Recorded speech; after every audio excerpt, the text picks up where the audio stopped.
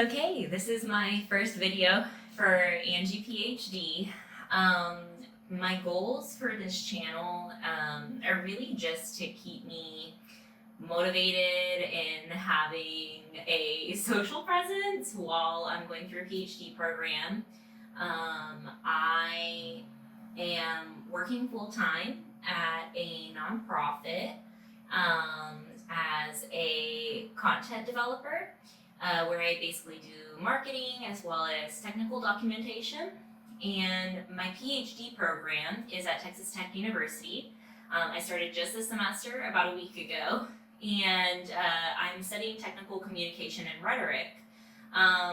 So I'm basically a writing nerd, and my goal one day would be to both teach in a university setting and work as a consultant in industry. So in technical writing in particular, it's really beneficial if you have practical experience with technical writing in the field, and then you can bring that into the classroom and also into your academic research, right? Because the workplace writing that you run into with technical writing will inspire research questions. So that's a little bit about me, my work, my school, my goals.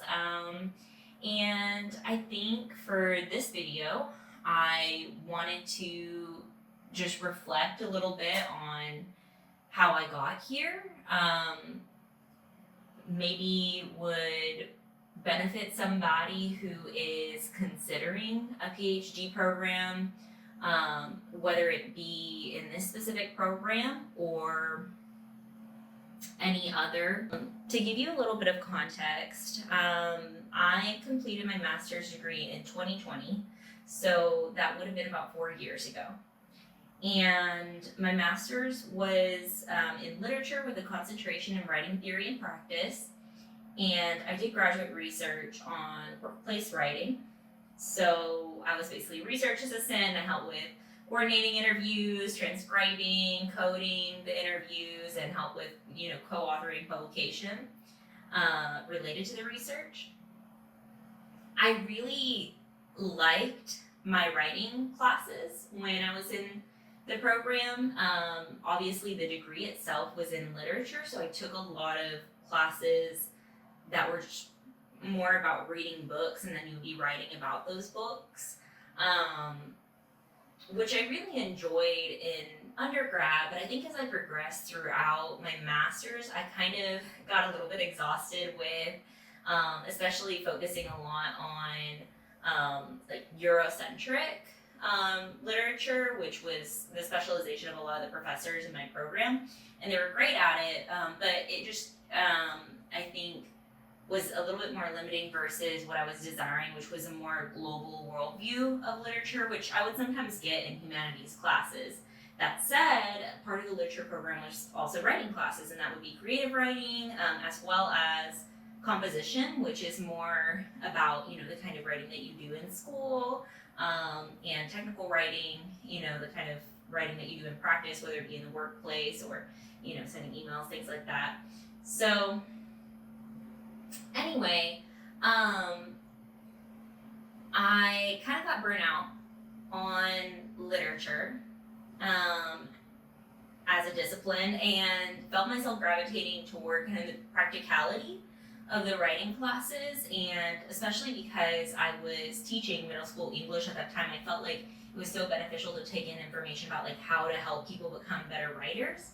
I also started tutoring at the University Writing Center at that time, and I love tutoring. I mean, still to this day, I would say that was probably my favorite job that I ever had, because it's like all the best parts of teaching. Whenever you're a writing consultant working with a student, you get to just help them exactly with what they want and need help with, and then you don't have to grade them or anything like that, which to me is one of the more challenging parts of teaching. I find lesson planning comes easy, the actual instruction part comes easy, and I like helping students with their work, but it always feels like it cheapens it a little bit to put a grade on somebody's work, especially when you're at a higher level and everybody is putting in significant effort, right? So, and I know that a lot of, educators would agree with me on that, and especially educators who, have done a lot of research on assessment, and there are some colleges that don't even do your typical American ABCDF system, but I digress. Talking about how I came to PhD program. So I finished my master's and I wound up taking a couple years off from school. I knew that it was potential for me to do a PhD program. It's something that I had talked about with family members previously. I talked about it with faculty previously, and I will say that I had one faculty member really kind of question me, what are your motives, for pursuing a PhD program? Is it just that you want doctor in front of your name, or, is it that you're wanting to pursue a career path that requires you to have a PhD? Like, what is the desire, right? And I felt like I, at that time, couldn't really answer the question in a way. It was just the love of knowledge and, having that like ambitious drive where I'm just like, okay, on to the next thing. But I also felt insecure about the fact that part of my answer was, yes, I do just want to have doctor in front of my name. And so I kind of like stuttered and stumbled with my answer, and he kind of at that time was like, I wouldn't really advise it, because if you're not like absolutely just completely 100% committed to this idea of a PhD, it's not something that you can really get into lightly. So I put it off, and I was like, well, I'll just try working with my master's, and I did for a couple of years. And at a certain point, I decided, I progressed into administration at the Writing Center. I decided I wanted to kind of make a career change. Specifically, I was interested in working more so in like a remote or flexible environment. And so at that time I started thinking about instructional technology as a potential discipline, and I was like, well, let me just do a second master's, and I can do instructional design technology, and then that will qualify me, that and my teaching experience will qualify me to, take on these jobs as an instructional designer. So I was going to make this big career shift, and that's when I enrolled in the Master of Science program in Instructional Design and Technology at the University of Houston Clear Lake.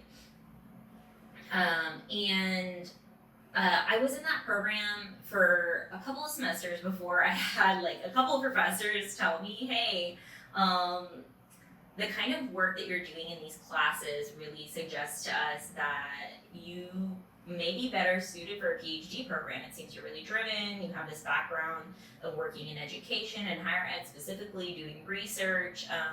You seem really interested in the assignments we're doing, you're kind of going above and beyond. And so they really kind of urged me like, hey, have you ever thought about doing a PhD? And I was like, yes, but, and they were like, if you've been thinking about it, you should do it, because, both of these professors said their only regret with a PhD was that they kind of waited too long to pursue it. That, I should have just done it earlier when I was younger and had more energy. And so that really struck me. So that kind of started my journey of trying to really look into doctoral programs. And at the time, I didn't know if I would do in person or online. I live in Texas, so there was kind of this question of, should I move out of state, right? Because there's so many different opportunities and different culture outside of Texas that it would be nice to experience. I do love traveling. At the same time, my family is here, my partner Joe is here and his family as well. All my friends are here. So, right, like a support network that may be really important for my mental health during the PhD is here. And I am that kind of social person who I do really use my support network and need them a lot of the time. So, yeah, that was, I would say, some of the things that were kind of buzzing around my head when I just started dipping my toe into looking. at different programs. And at first, the question that came up for me was, should I do an EDD or a PhD, right? And for those of you who don't know, an EDD is a Doctor of Education degree, and typically EDDs are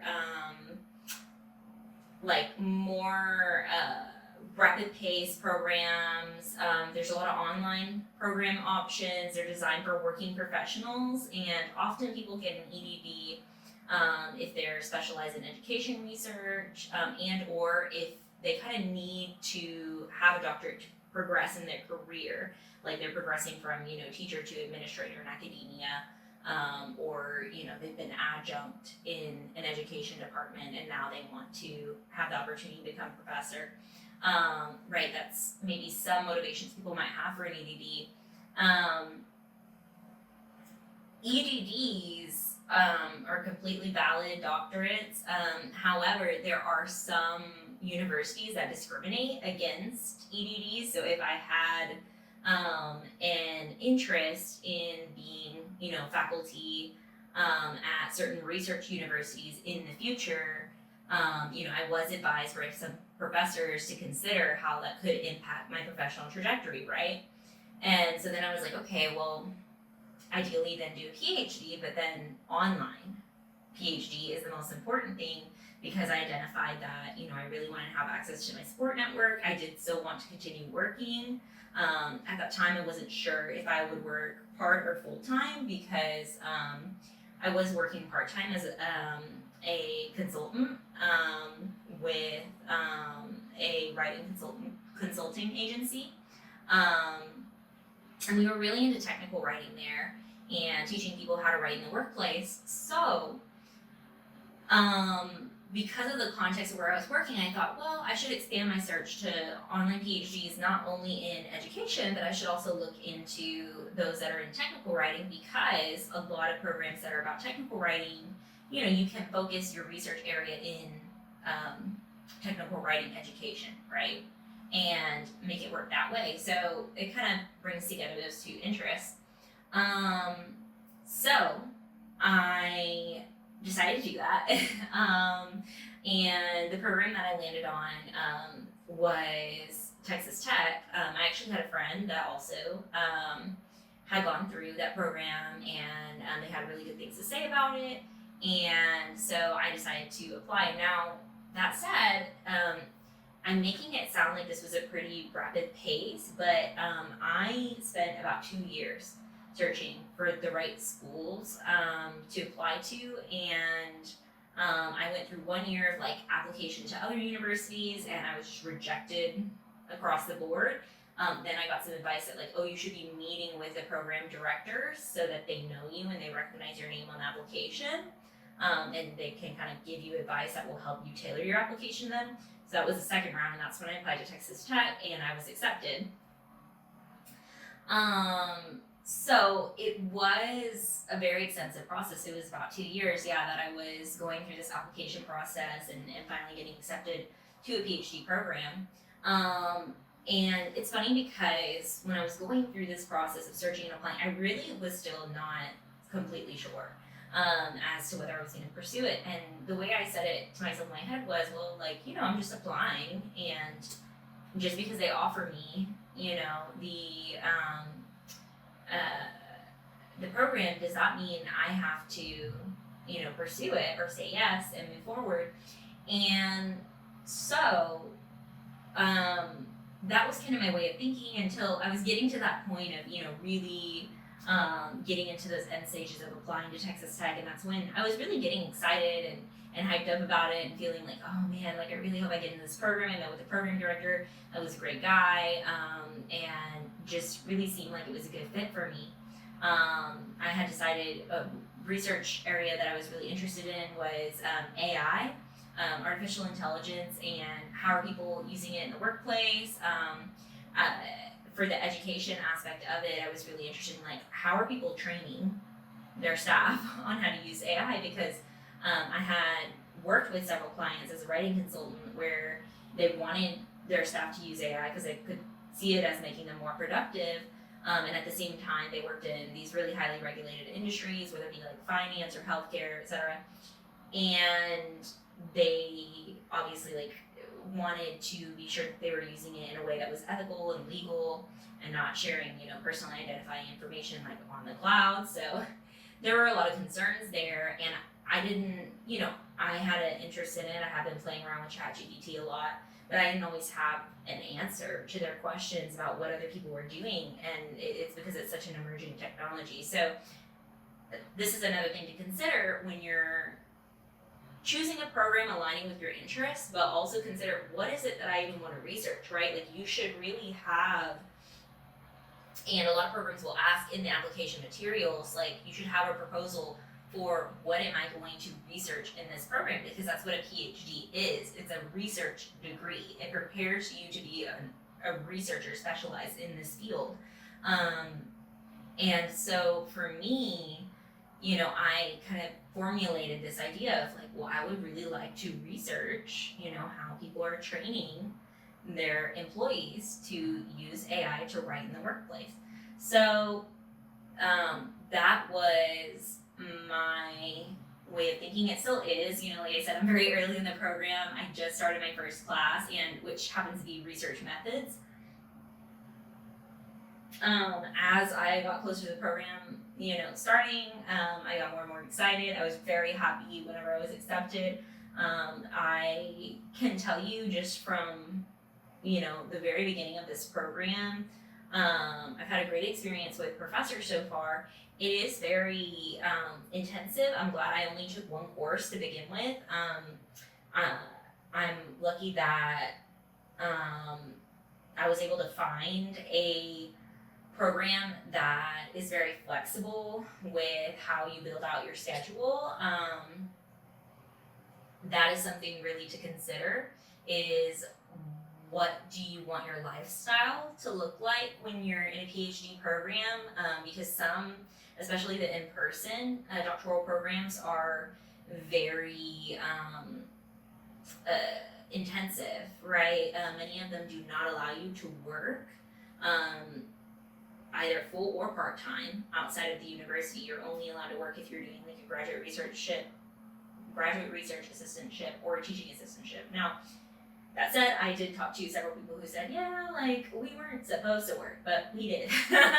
And so that said, I don't do well. Like I have anxiety. I cannot deal with the stress of like hiding a job.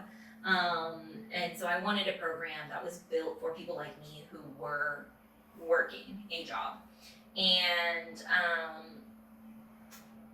I think that something that people have also mentioned to me many times, people who have PhDs have gone through this, right, have told me that it is very easy to just overload yourself, to get kind of lost in like the why you're doing this in the first place, which is not only like the end goal of having the degree, but also it's just, the love of learning, the curiosity, and the creativity that you get to express, the scholarship of it all. So I think that that's something that I've been very mindful of, because as I mentioned with my master's degree toward the end of the program, I was just so exhausted with the some of the literature classes. And again, it was nothing against the professors. I had amazing professors in that program, but it was just that I wasn't as interested in the topics of the courses as I had been really early on into the program. And I was just kind of going through the motions. So that's something I wanted to be very cognizant of, as well as choosing a program that had very flexible, not only like scheduling to where I can take one class per semester, but also flexible course options, because some PhD programs do have a very pre-prescribed course list to a certain degree, whereas others are much more modular. And for this program, there's just a handful of required courses, and they're all very wide and umbrella related to the discipline. And then you pretty much get to do your own thing and put your interests together. So That's kind of my reflection on the process of, how I came to be in this PhD program. I am really excited to keeping on. I finished all my assignments for this week. We did a bunch of readings for my research methods class that kind of just orient you into the field of technical communication and rhetoric and what are some of the ongoing conversations between researchers. And just to give y'all a little summary of some of the stuff I read, it was kind of feisty, to be honest. There was a lot of discussion about technical communication came up as a discipline because of a need for documentation that came out of the IT boom in the 80s and 90s, and basically it just exploded as a field so quickly that it's kind of been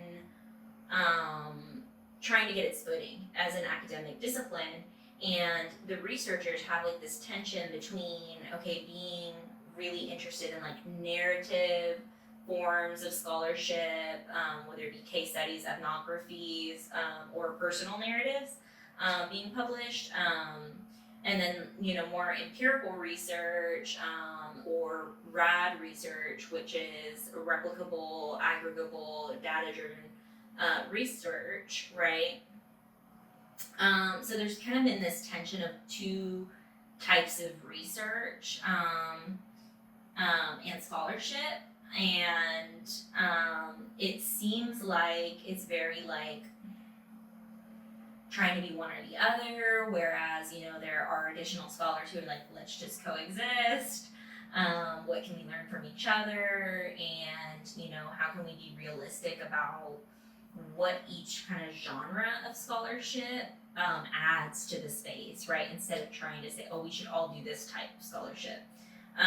So it was very interesting. It was kind of the politics of an academic discipline and the research in that discipline. So I'm interested to see how people talk about it in tonight's class, because tonight is my second class. Our first class was really fun. We just took this assessment on our personal strengths, and we filled out a worksheet about our inner values, and then we kind of reflected on that with our other classmates. And so I liked that because we got to really talk about, okay, how does my personal kind of perspective on life affect the way that I approach this doctoral program, as well as just being a researcher. So that's all I got for now. If you listen through this whole video, then appreciate you, and I'll see you in the next one. Bye.